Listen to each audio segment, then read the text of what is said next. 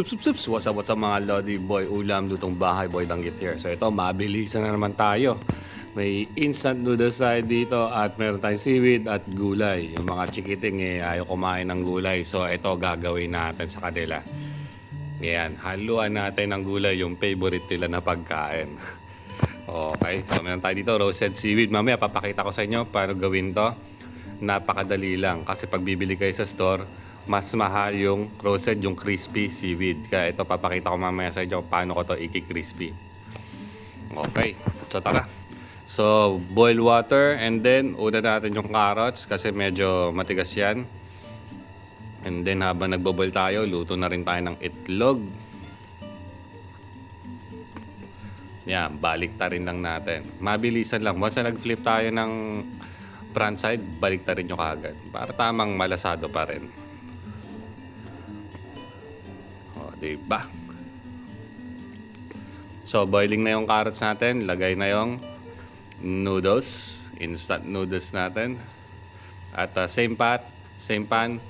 Lagay na natin yung corn.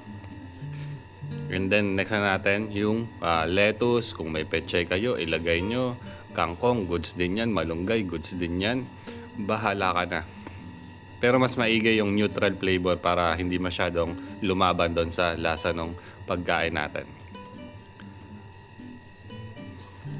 So ito na yung sweet corn natin. Ayan oh. Sarap niyan. Then na-strain na natin yung noodles at yung gulay. So yan lang, very simple. Tapos lagay na natin yung seasoning.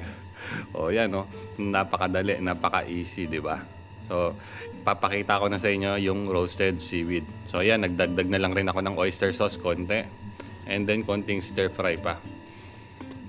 So ito yung seaweed natin, nalantutay na, nasingawan ng hangin. Ang technique lang dito, idaan nyo ng apoy, mabilisan, segundo lang or millisecond. Huwag nyong ibababad sa apoy kasi sunog yan. Okay, so ito, open ng stove, tapos daan lang ng mabilisan. Boom. Ayan, mag-aapoy kasi yan, Lodi. Pag dinagal mo lang, binabad mo ng sobrang tagal. Ayan oh, di ba? Crispy kaagad yan. Once na lumamig ng konti yan, ki-crispy na yan, parang chips. So yan ang pag-revive ng seaweed. Okay? Di ba? At magbibigay pa siya ng ibang flavor. Ng parang alam mo yung roasted char flavor. Ayan, palamig lang ng konti and then crush na natin. So ganyan lang, very easy and simple, di ba? Kasi pag yung lantutay, nako po, hirap na ni hiwain. Okay. So yan na, G na yan, goods na yan, kain na yan. Ubos na ang mga chikiting natin yan. Favorite rin naman nila yung seaweed, kaya okay lang rin, goods lang rin. So, di ba? Very easy and simple. Sana may natutunan na naman kayo dito kay Boy Ulam, Lutong Bahay, Boy Danggit. Ayan, mabilisan. Para ka na rin kumain sa mamahaling restaurant, di ba? Pero nasa bahay ka lang. Ayan. Yan, iserve mo sa pamilya mo, sa jowa mo, sa kapitbahay mo, bahala ka na. Ayan. Tapos naglagay lang tayong konting tubig kasi in-stir fry natin siya para magkaroon pa rin ng moist. Konting-konti lang para hindi siya mag-dry up.